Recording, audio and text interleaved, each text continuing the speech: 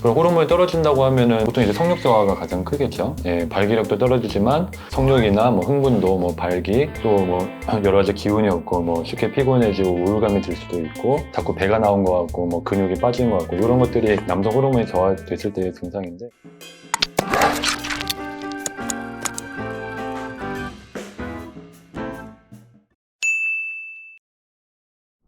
경험적으로는 사실 발기부전 약타로 오시는 분들, 발기부전이라고 생각을 하시는 분들이 저는 정말 연령대별로 골고루 분포를 하고 있다고 보기 때문에 제가 예전에 한번 말씀드린 적도 있지만은 부모님이 정말 아들 데리고 오는 경우도 있으니까요.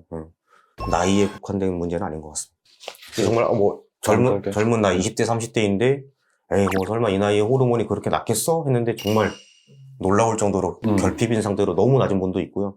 이게 혹시나 머리 쪽이나 다른 데 영향이 있어서 2차적으로 호르몬이 떨어진 건 아닌지 그렇게 걱정될 정도로 떨어진 분이 있었는데 뭐 검사했을 때 특별히 다른 문제는 없어서 뭐 호르몬 치료나 이렇게 진행을 한 경우도 있기 때문에 꼭 나이만 국한해서 저희가 판단하기는 좀 어렵고 저희 뭐 검사를 해봐야죠. 검사를 해보긴 해야 되는데 정말 이분한테 어떤 검사가 맞는지는 저희가 좀 더 신중하게 생각을 하고 결정을 아마 하는 게 중요할 것 같습니다. 지금 호르몬 얘기 나왔는데 호르몬 치료도 좀 더 말씀해 주실 게 있지 않을까요?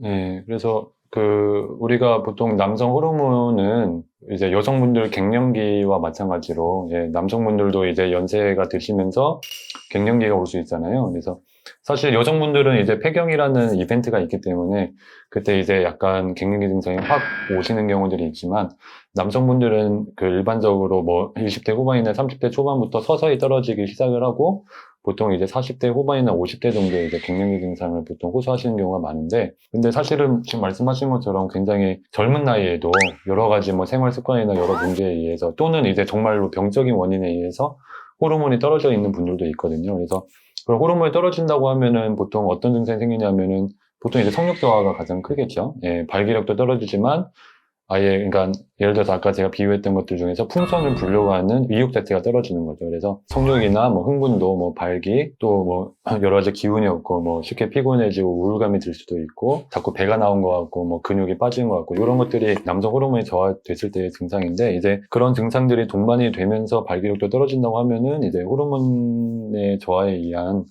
발기력이 저하가 되는 것도 좀 생각을 해봐야 되는데, 지금 이제 발기부전제 약 복용에 있어서 이제 말씀을 드린다고 하면은, 발기부전제 약 복용 자체가 그런 남성 호르몬 분비를 좀 증가시켜준다는 얘기들도 있고, 또 하나는 이제 정말 남성 호르몬이 낮으면서, 아까 말씀드린 그런 이제 갱년기 증상이 같이 동반이 되면은 이제 그 호르몬 주사를 맞는 걸 이제 권유를 드리는데, 그 주사를 맞으면서 이제 발기부전제를 같이 드시면은 기존의 호르몬 주사 없이 발기부전제를 드셨을 때에 비해서 발기부전제의 효과가 높아진다는 연구 결과들은 또 많이 있습니다. 그래서 일반적인 이제 발기부전제의 효과가 없을 때, 그럴 때 그 남성 호르몬 검사를 통해서 호르몬이 실제로 낮고 그런 아까 말씀드린 증상이 같이 동반이 되는 경우에는 그런 이제 복합 치료를 고려하시는 것도 하나의 방법이 되겠습니다. 호르몬 주사 맞으면 효과 좋다는데 호르몬 주사 놔주세요. 그러면 사실 의학적으로는 실제로 호르몬이 낮으면서 그러면서 그러한 증상이 동반이 되어 있는 경우에 주사의 대상이 됩니다. 왜냐하면 어떤 치료든 간에 이제 뭐 그 부작용도 생각을 해야 되는 거고, 호르몬이 실제로 낮지 않은데 호르몬을 주사를 하는 경우에 내 몸에서 내 자체적으로 이제 생산이 되는 호르몬이 또 부족해질 수가 있거든요. 실제로는 호르몬이 부족하지 않은데 외부에서 주입이 되니 내 몸에서는 그 호르몬을 그러면 덜 분비해도 되겠구나 이렇게 생각을 할 수가 있고, 그거 외에도 이제 호르몬제의 부작용도 생길 수가 있기 때문에 특정한 경우에만 이제 주사를 맞으셔야 되겠습니다. 저희가 사실 이번 영상이 약물 효과에 없는 경우 또 어떤 경우를 생각을 해볼 수 있을까, 그리고 약물 효과를 다시 좀 올릴 수 있는 방법, 이렇게 이 주제로 말씀드리고 있지만 지금 호르몬 말씀하신 것과 더불어 지금 생각나는 말씀을 좀 드리면, 실제 호르몬이 낮을까봐 되게 걱정해서 오시는 분도 있거든요.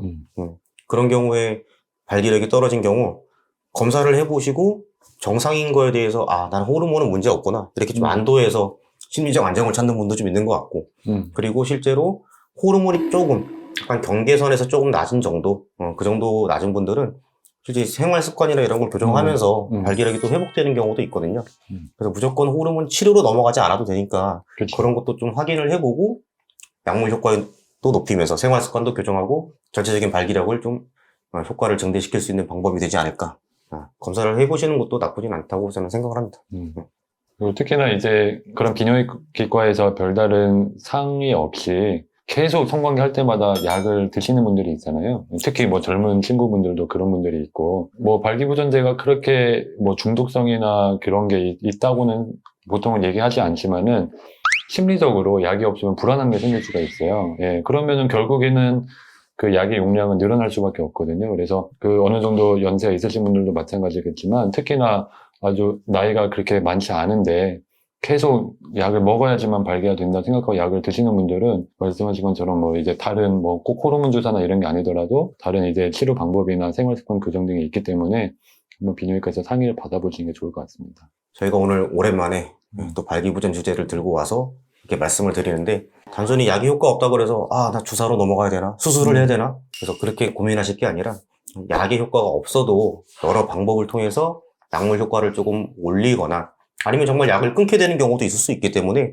약물 치료의 요법, 여러 요법을 활용을 하거나 또는 뭐 호르몬 같은 치료를 좀 병행을 한다든지 그리고 정말 중요하지만은 심리적인 불안감에서 좀 벗어나시고 생활 습관도 교정하시면서 얼마든지 약물 치료 효과를 높이고 또는 더 나아가서 약을 끊을 수 있는 단계까지 갈 수도 있을지 모르기 때문에 조금이나마 좀 이 영상이 도움이 되셨으면 좋겠습니다.